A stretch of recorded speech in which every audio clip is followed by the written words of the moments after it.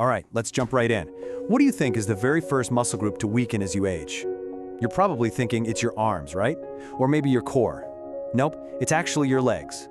And honestly, the weakening of our legs isn't just some minor inconvenience that makes getting off the couch a bit harder. It's a severe, hidden danger that sets off a terrifying chain reaction in the body. It's the classic, if you don't use them, you lose them scenario. And the consequences of losing them are absolutely staggering.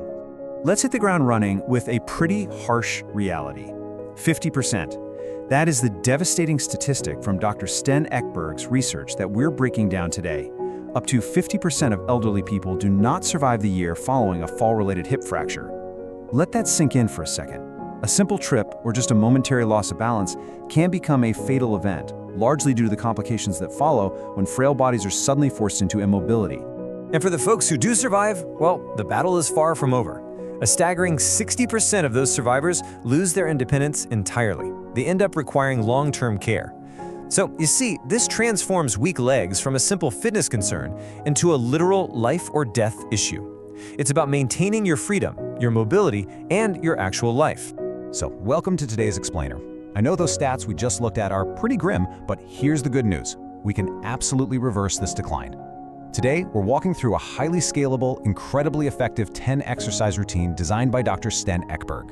Whether you're a total beginner looking for a safe starting point, or you're an athlete wanting to build some dynamic power, these exercises are built to restore your leg strength and, ultimately, your longevity. Here is our roadmap for today's explainer. We'll cover the danger of weak legs, the brain-muscle connection, foundational strength, building balance, and finally, dynamic power. Let's get to it. Section 1. The danger of weak legs. We really have to start with this grim reality to shatter the illusion that leg weakness is just some minor, unavoidable annoyance of getting older. The absolute crucial point here is understanding what Dr. Ekberg calls the cascade of decline. It starts simply enough with muscle loss, right? But that muscle loss acts like a domino effect. It directly leads to a loss of balance. When your balance goes, your coordination falters. Without coordination, your reaction time plummets. So if you trip, your brain and your muscles literally cannot communicate fast enough to catch your fall. And tragically, this cascade ultimately leads to fatal falls, which are the #1 cause of traumatic death in the elderly. Moving right along to Section 2, the brain-muscle connection. This brings us to a super fascinating piece of biology. Reclaiming your legs isn't just about bulking up and building muscle mass. It's actually about rewiring your nervous system. We really need to understand the neuromuscular connection. Think of it like electrical wiring. It's the precise timing and communication between your brain and your muscles, literally down to the exact millisecond. You see, coordination and reaction time depend entirely on this wiring. You can have these huge, strong muscles, but if the signal from your brain is slow, you'll still fall. The exercises we're going to explore don't just build tissue, they actively train your brain to fire signals faster and way more efficiently. Before we jump into the actual moves, let's look at the why behind how they're structured. First, we have supported exercises. These are done on the floor or against a wall. They are incredibly safe, but because you're supported, they require less balance and therefore provide a little less brain stimulation. Then we have freestanding exercises. These introduce high complexity. Suddenly your brain has to calculate balance, spatial awareness, and gravity all at the same time. Plus, fighting gravity while standing provides the weight-bearing stress your bones actually need to fight osteoporosis. Both totally have their place, but the ultimate goal is to safely progress from supported to freestanding. All right, Section 3, foundational strength and stability. So this is our first block of actionable exercises. And hey, if you're worried about your balance, there is absolutely zero shame in starting right here, directly on the ground. We're looking at exercises 3, 5, and 8 from the program, and they are brilliant because they isolate key muscles with zero fall risk. First up, wall sits. You simply put your back flat against a wall and slide down. It perfectly isolates those quads. Next, glute bridges. Lying on your back and raising your hips targets your glutes and hamstrings really safely. And finally, planks. Whether you do them on your knees or toes, planks build amazing full core stability. The key here, especially with planks, is keeping that back flat. Don't let your hips sag and compromise your lower back. These moves build the raw, foundational strength you need to confidently get back on your feet. Section 4, building balance and coordination.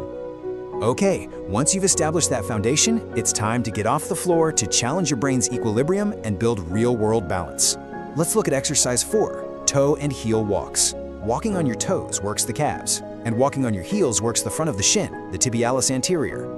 But get this, did you know doctors actually use these exact walks as an orthopedic test? If you have severe back pain, a doctor will watch you do this to test if you have nerve compromise at the L5 or S1 discs in your spine. It's such a simple movement, but it tells us volumes about your neurological health, all while actively building your balance. And this naturally transitions us into the concept of progression, using calf raises, which is exercise 1, as our example.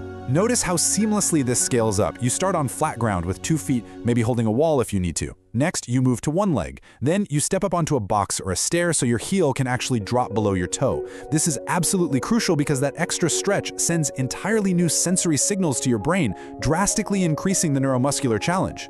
Finally, you can hold weights. You literally control the dial on the difficulty here. Finally, Section 5, Dynamic Power and Progressions.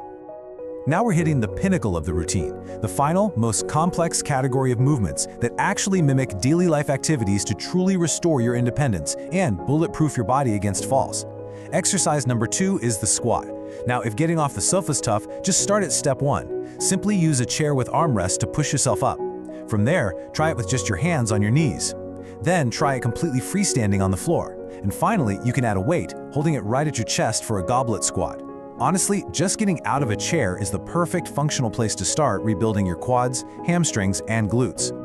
But listen, form is absolutely critical here. Dr. Egberg outlines 3 golden rules so you don't wreck your knees. First, keep your chest up to protect your lower back. Second, make sure your knees track exactly in the direction your toes are pointing. Do not let them cave inward. And third, keep 2/3 of your body weight on your heels. If you lack ankle flexibility and find yourself leaning onto your toes, you're putting some really dangerous strain on your knees. Actually, a pro tip, you can slide a tiny wedge or a small book under your heels to help maintain this form safely while your flexibility improves. It's a real game changer.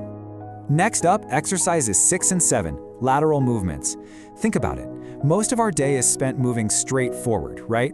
But falls often happen when we lose our balance sideways. So lateral lunges, stepping side to side, work the inner thighs or adductors. Lateral leg raises, where you lie on your side and lift a leg, perfectly isolate the gluteus medius on the side of your hip. These are your stabilizing muscles. If you want to empower yourself and prevent those sudden, scary sideways falls, these movements are absolutely vital.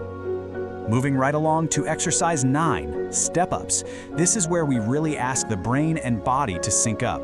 You can start by simply stepping onto a single stair while holding a railing, but watch how this evolves. You can progress to multiple stairs or taller boxes. And then, for the ultimate challenge, as you step up, you drive your opposite knee high into the air while violently swinging the opposite arm, just like a sprinter hitting their stride.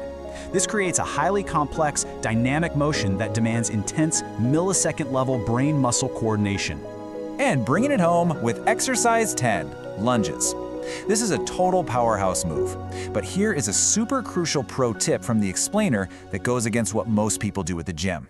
Always step backward first, not forward. When you step backward into a lunge, you naturally keep the weight on your front heel, which protects the knee joint and heavily engages the glutes. If you're a beginner, just stand in a doorway and hold the frame for support while you practice stepping backwards.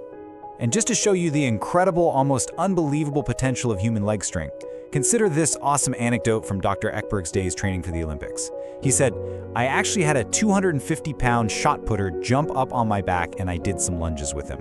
No way, right? Now, while absolutely none of us need to be lunging with an Olympic shot putter, it brilliantly illustrates exactly what the human body is capable of adapting to when progressively challenged.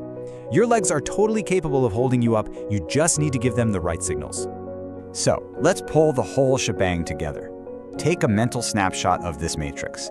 Here are all 10 exercises, categorized by their primary benefit, strength, balance, or core, and their difficulty level.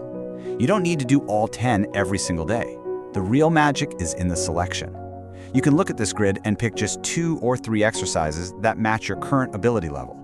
It's like a menu for your mobility. Whether it's a supported wall sit to build basic strength, or a freestanding reverse lunge to challenge your balance and power. We've seen the hidden dangers of letting our legs weaken, and we've explored the physiological roadmap to rewiring our brain to muscle connection. The tools are literally right in front of you, highly scalable and ready to be used. So I have to ask, which of these 10 exercises are you going to start today to reclaim your biological clock? Rebuilding your foundation starts with a single step. Or, hey, perhaps a single reverse lunge. Thanks so much for joining this explainer, and we will see you next time.